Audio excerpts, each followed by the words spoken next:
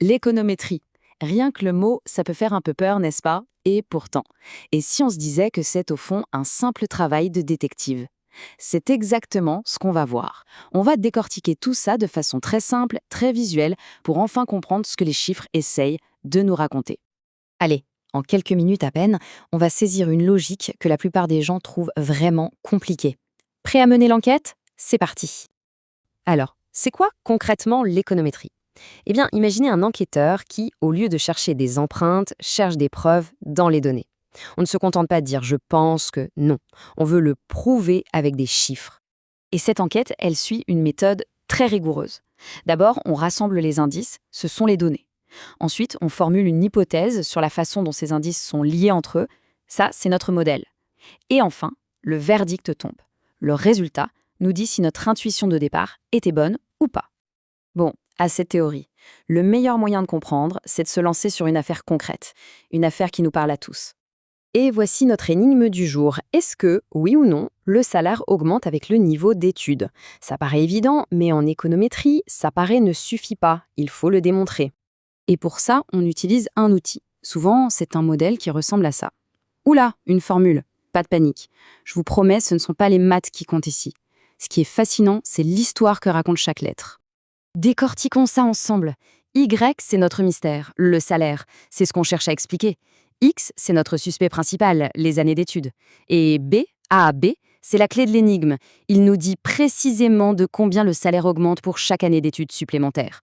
Quant à A, c'est juste le point de départ, le salaire de base si on n'avait aucune étude. C'est tout. Mais attention, le vrai travail de détective commence maintenant.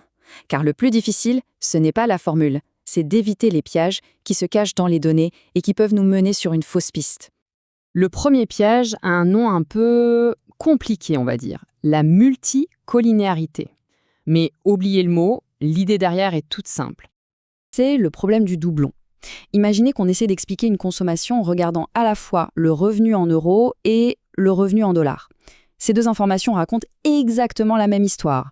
Résultat, le modèle est complètement perdu. Il ne sait plus à qui attribuer les faits. C'est comme ces deux lignes qui se suivent de trop près, impossible de les distinguer. Le danger, c'est de conclure à tort qu'aucune des deux variables n'est importante, alors qu'en réalité, elles le sont. Deuxième piège, avec un nom encore plus étrange, l'hétérocédasticité. Mais là aussi, pas de panique. C'est un problème qui se voit plus qu'il ne se calcule. C'est le problème de la dispersion irrégulière. Regardez, au début, les points sont bien serrés. Notre modèle est précis, il fait de bonnes prédictions. Mais plus on avance, plus ça part dans tous les sens. Ça forme une sorte de cône. Les erreurs deviennent de plus en plus grandes, de plus en plus imprévisibles. Et ça, c'est hyper dangereux. Une banque qui ignorait ça pourrait par exemple sous-estimer totalement le risque d'un gros crédit.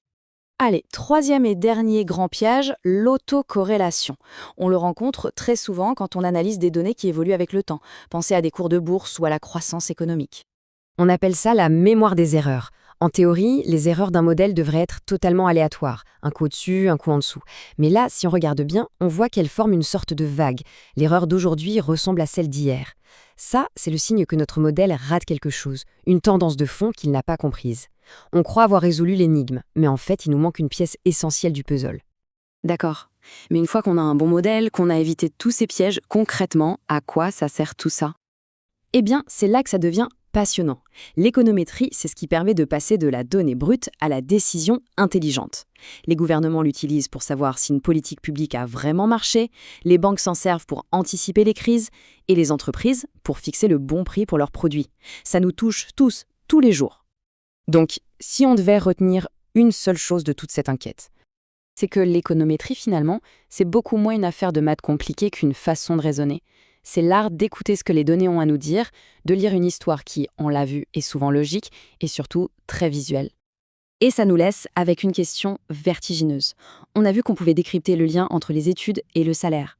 Mais alors, si on peut faire ça, quelles autres vérités, peut-être bien plus profondes, sur notre économie, notre société, nos comportements, attendent juste là, cachées dans les données, qu'on vienne enfin leur poser la bonne question?